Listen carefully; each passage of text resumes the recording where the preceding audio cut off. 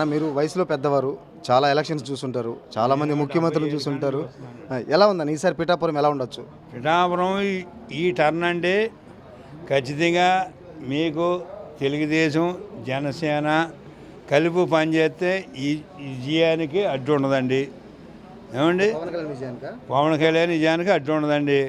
వంగా గీత గారు ఇప్పుడు మేము ఒక 25 కుటుంబాలు ఉన్నాయండి. మాకు ఇప్పుడు వైపీసీ నాయకులే మాకు ఓ 25 కుటుంబాలకు ఓ దెబ్బ కొట్టారండి.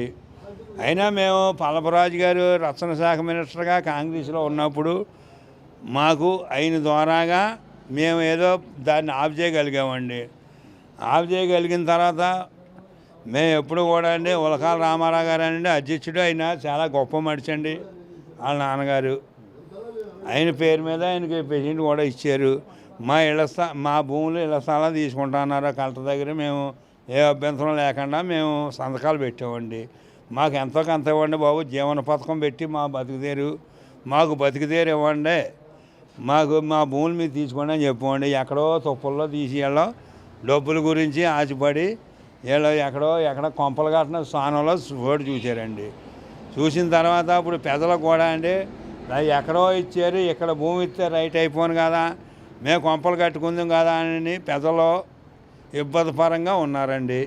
ఈసారి పిఠాపురం అయితే ఖచ్చితంగా పవన్ కళ్యాణ్ గారి విజయం అంటారా? ఖచ్చితంగా తేడా ఉండదండి. ఎంత రావచ్చండి మెజార్టీల గురించి మేము చెప్పలేమండి. లోకల్లో ఇప్పుడు జగన్ గారు 45 సంవత్సరాల వాళ్ళకే ఓ 15 ఏళ్ళు వేస్తున్నాడండి.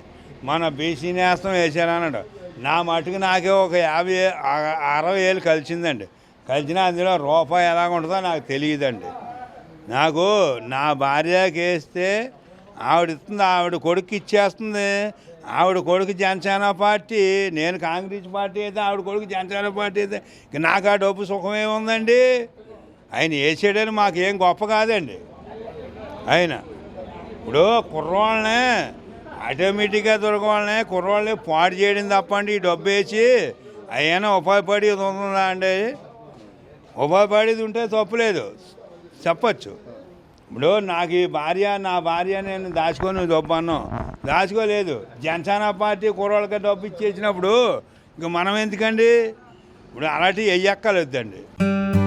Please like and subscribe eagle Andhra.